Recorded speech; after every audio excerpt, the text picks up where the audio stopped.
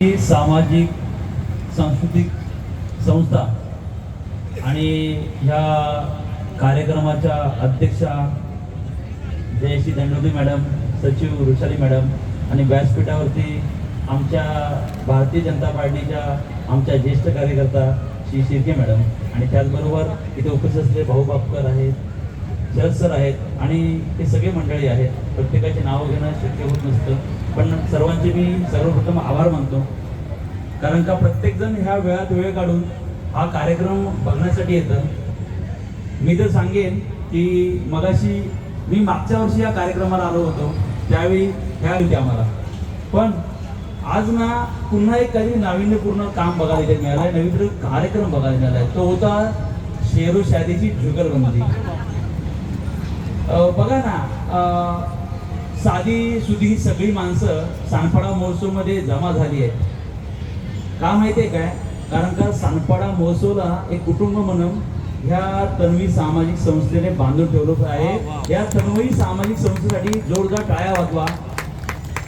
आपल्या हा टाळ्यांचा जो आवाज आहे ना, तो ह्या सानपाडासाठी नाहीये, ह्या नवी मुंबईसाठी आहे. या भाऊंनी मगाशी बोलल्याप्रमाणे काय असतं माहितीये, कार्यक्रम प्रत्येक जण करतो, पण तो कार्यक्रम अविरत जर पुढे चालवायचा असेल आणि हा 16 वर्षाचा मला वाटतं हा प्रवास आहे, हा छोटा नाहीये. एखादा कार्यक्रम निवडणूक आली म्हणून करायचा, पण ह्या ताईंचा मी स्वतः आभार मानतो. कारण काय माहितीये, निवडणुकीचा राजकारणाचा गंध नाही या कार्यक्रमाला आणि काही संबंध नाहीये, पण फक्त आणि फक्त माणसं जोडली गेली पाहिजे.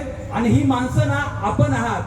आज किती झालं ना, आम्हाला असं वाटतं ह्या खुर्च्या तुमच्यामुळे भरले आहेत, ह्या सानपाड्याच्या रहिवाशांमुळे भरले आहेत आणि त्यांचं जे प्रेम आहे या तन्वी सामाजिक संस्थेबरोबर, त्यातील असणाऱ्या प्रत्येक ताई बरोबर. मग जे त्या ताई नसल्या ना, तो आकांक्षा मॅडम प्रचंड सुंदरचा वेळ होता. हे मगाशी बाबा असलेले त्यांनी म्हटलं, अरे यांना आम्ही 15 वर्षापासून ओळखतोय. म्हणजे हा नक्की कार्यक्रम हे गृहस्थ 15 वर्षापासून बघतायत आणि आम्ही ह्यांना आज 14 वर्षापासून ओळखतोय. ह्या स्टेजवरती येतोय, ह्या स्टेजवरती हा असाच मान सन्मान मला वाटत नाही कुटुंबाशिवाय दुसरं कोण करू शकतं. बघा ना, भाऊंनी ज्या पद्धतीने इथे आले, ते शाल दिलं. ही शाल नव्हती, ही प्रेमाची ओंजळ होती.